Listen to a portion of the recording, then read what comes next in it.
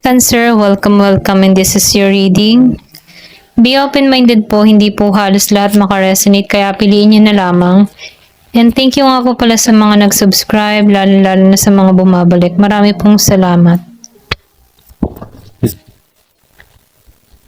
Give me the message. Nakikitaan ko dito, yung iba sa inyo, meron kang tinatrabaho. So, nafe-feel ko dito, yung iba sa inyo, nakaranas ka dito ng problema pagdating sa pera. Nag-start ng December. Ito lang nakikita ko. First quarter ng December, naganap to. Meron ditong Year of the Rabbit, Year of the Horse. So, nakikita ko dito, pwedeng meron ditong hindi na pagkasunduan, pwedeng business, or pwedeng sabihin sa mga investment, hindi lumago. Meron ditong kabuhayan na hindi naging mapalad. Ito lang na-feel ko, may naganap sa'yo nitong December. Meron kang malaking pera na nawala.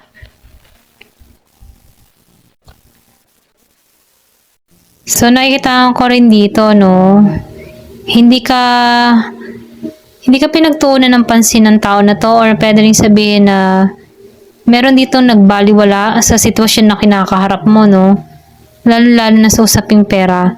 Meron ditong hindi naging maayos yung usapan, hindi naging matagumpay. Pero ganun pa man, nakikitaan ko dito na nakaraos ka dito. Ito lang nakikita ko. Give me the message, yun ang paminsahe.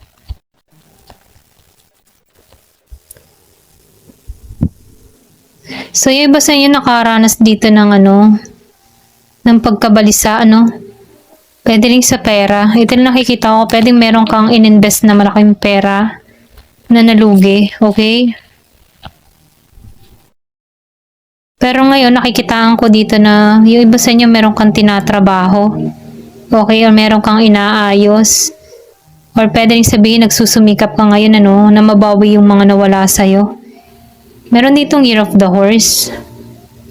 Kumbaga meron ka mga pinag-aaralan, andun yung determinasyon mo na makabawi, makaahon, or meron kang pinagpaplanuhan ditong buksan ng business, or mga ganun, yung usaping pagkakakitaan. Dun ka nakapokus sa pagkakakitaan. So, nakikitaan ko rin dito sa mahabang panahon na na-stuck ka sa ganitong sitwasyon. Nakakahanap ka ngayon ng kaliwanagan sa sitwasyon mo, Ito na feel ko.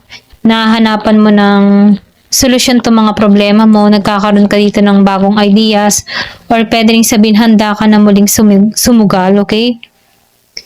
Kasi nakikitaan ko rin dito, meron ditong nawala ng December, pero meron kang inaaral nitong February and Marso, okay? Meron kang mga pinag-aaralan, okay? Nagkakaroon ka dito ng talino, naalitan tong mga bagay nito, or pwede rin sabihin meron kang sinusimulan nitong February, March. So, nakikitaan ko rin dito, iba sa inyo, meron ditong sumugal muli, or meron ka ditong pinag-aaralan na kung saan, nafe-feel ko dito yung tagumpay, merong Year of the Dog. Meron ditong happiness na naghihintay, kasi nakikitaan ko dito, kung hindi ka susugal, hindi mo makikita yung resulta. Okay? Kumbaga, nag-attempt ka na lang dito. Kumbaga, 50-50 situation. Kung maging maayos, okay. Kung hindi, okay lang din. So, nakikitaan ko dito, naglakas ng loob ka. Pwede rin sabihin sa business, or meron kang ginawa, okay? Lalo na sa usaping pera. Pwede meron kang share. So, nakikitaan ko rin dito yung emotion mo, Sinasabihan ka dito, sundin mo yung intuition mo, sundin mo yung kutob mo. Give me the message. So, nakikitaan ko rin dito, yung iba sa inyo, merong paglipat ng lugar. Or pwede rin sabihin, meron kang ginarab na proyekto. Ito na nakikita ko, pwedeng malayong lugar to. Pinag-isipan mo to. So, nakikita ko dito yung responsibilidad mo, okay? Meron ditong umalis ng lugar. Ito lang nafe-feel ko. Pwedeng naglipat ka ng trabaho, pinag-isipan mo tong mabuti. Ayan. Pero ganun pa man, nakikitaan ko dito yung balance, tagumpay. So, keep going lang. Ito lang yung mensahe, no? Kasi mapagtatagumpayan mo to. So, nakita ko rin dito, no? Meron ka ditong binalak na tao. Yung iba sa inyo.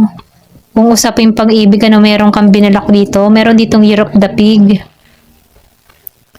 Kumbaga itong tao nito, nakikita mo to ng young energy, immature, okay? Sakit sa ulo. Kaya binalak mo to.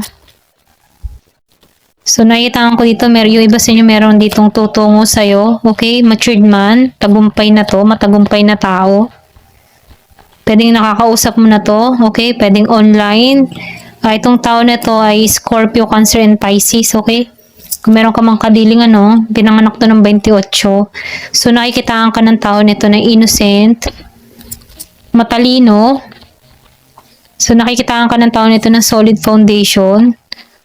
Nakikitaan ka ng tao nito na ikaw yung magiging ina ng magiging anak niya dito. Okay? Give me the message. Gusto ko ng tao na to. Ito nakita ko. I think new person to. Pinanganak ng 19, 29, at 13.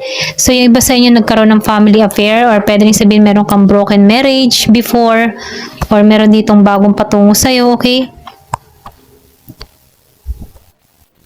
Give me the message. Ano pa yung mensahe?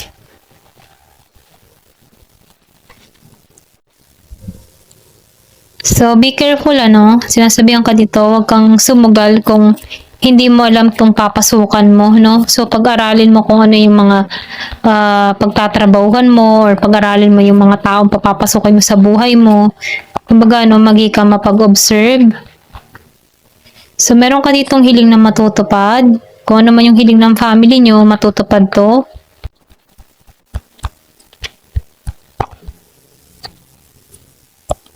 Si reconciliation, yung iba sa inyo, meron dito makikipagkita sa'yo. Kung meron ka mang past person, ano, gusto ka nitong kitain. Pwedeng gusto ka nitong mag-start muli kayo, okay? So, meron ditong family affair, okay? Confirmation sa 3, ano. Yung iba sa inyo, meron ka ditong tao na nagkaroon ng hiwalay, family affair, ganyan. So, gusto nitong makita kang muli. Pwedeng may anak kayo ng tao nito. Pero ganun pa man, ano, wish granted ka dito. Meron kang hilig talaga na matutupad. Kung ano man yung hiling mo, no. Then, magbubukas sa yung oportunidad dito, okay? Nag-failed ka man before, pero magbubukas ang oportunidad sa'yo. So, patungo ka sa tagumpay. Yung iba sa inyo, meron ka ditong kadiling na tao na Aries, matigas ang ulo nito, agresibo. Ayan. Give me the message. Ano pa yung mensahe? Birch Bridge. So, nakikita ko dito, meron ditong balita na parating, meron ding package letter na parating. Pwedeng iniintay mo to. So, yung iba sa inyo, nakikita ko dito, may pagbubuntis. Okay?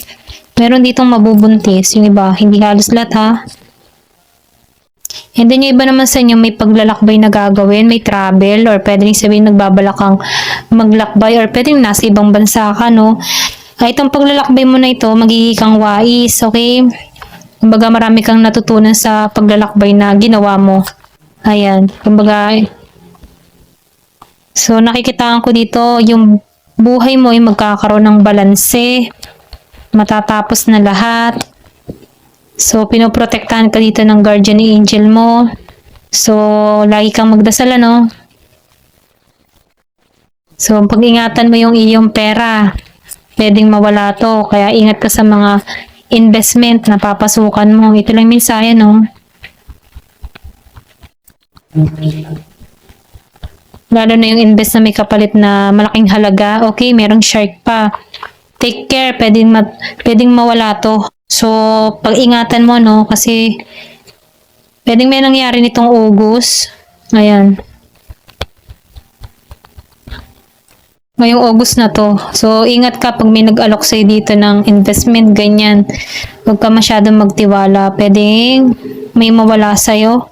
So, pinag-iingat ka dito. So, grasshopper, ano? Yung sitwasyon na kinakaharap mo, kailangan mo ng masusing pag-iingat, pag-aralan mong maigi, ano tong kinakaharap mo, mga pagsubok, lalo-lalo na sa usaping pera, ayan. Ito lang yung mensahe. Ayan, thank you for watching. Love and peace.